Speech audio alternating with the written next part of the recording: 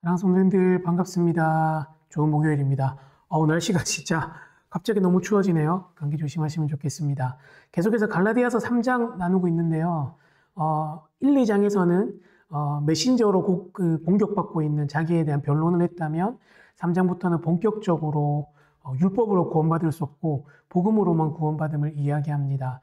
이제 사실은 이제 이런 얘기를 들으면 이제 유대인들 사이에서 그리고 유대인들에게 그 얘기를 들은 사람들에게는 이거 율법이 완전 불필요한 건가라는 생각이 들 수도 있기 때문에 이제 바울이 그런 것도 잘 설명하거든요. 율법의 기능이 무엇인가, 그리고 그것이 예수 그리스도 안에 있다는 것과 어떻게 다른가라는 이야기를 이 3장에서 계속해서 하고 있습니다. 그래서 오늘은 특별히 그 부분인데요. 그래서 특별히 율법 안에 있다는 것이 무엇이고 예수 그리스도 안에 있다는 것이 무엇인지에 대해서 대조하는 그 장면을 한번 살펴보고 싶습니다. 23절에 이렇게 나오죠. 믿음이 오기 전에 우리는 율법 아래 매인바 되고 계시될 믿음의 때까지 갇혔느니라. 아멘. 이렇게 우리도 다 율법 아래 있다는 거죠. 사실 우리가 예수 그리스도 안에 있지만 그전에는 율법 안에 있었다는 거예요. 그리스도를 온전히 다 알기 전에 이 율법을 통해서 우리가 얼마나 죄인인지, 우리가 얼마나 스스로 구원받을 수 없는 사람인지, 우리에게 구원자가 필요하다는 사실을 깨닫게 하는 그 기능으로 이 율법이 작용했다는 것이죠. 물론 이 율법대로 살기 위한 노력 자체도 굉장히 귀하죠. 사실 이제 그런 것들이 있기 때문에 죄악으로 더 멀리 가지 않고 우리가 하나님께로 돌아가야 한다는 것들을 알 수 있는 것도 기능이지만, 그러나 율법의 사실은 궁극적인 기능은 우리에게 그리스도가 필요하다는 것, 우리 스스로는 구원할 수 없다는 것들을 보는 것입니다. 그래서 이 바울이 그렇게 얘기하잖아요. 이 율법이 우리에게 초등교사와 같다, 우리의 보모와 같다, 이렇게 얘기하면서 우리가 성장할 때까지 우리를 엄하게 지도해주는, 예전 성경에는 몽학 선생이라고 나왔는데 그런 표현들을 하는 겁니다. 그러면서 이제 그리스도 안에 있다는 것이 무엇인지를 26절에 보여주죠. 너희가 다 믿음으로 말미암아 그리스도 예수 안에서 하나님의 아들이 되었다라고 이야기하는 거죠. 바울은 이 3장 후반부에 계속해서 그리스도 예수 안에 있다는 것이 무엇인지에 대한 이야기를 합니다. 그리스도 예수 안에 있는 것. 그러면서 이 세 가지를 얘기했는데, 첫 번째가 하나님의 아들이 되는 것이고, 두 번째가 하나가 되는 것이고, 세 번째로는 아브라함의 자손이 되는 것을 이야기합니다. 그러니까 여러분, 율법 안에 있으면 우리가 그냥 죄인이라는 것밖에는 알 수 없지만, 그리스도 안에 있으면 하나님의 자녀가 되고, 하나님의 자녀로서 다 하나가 돼서 한 몸이 되고, 또 그 아브라함의 유업을 이어받는 유업의 상속자가 된다는 얘기들을 해주는 것이죠.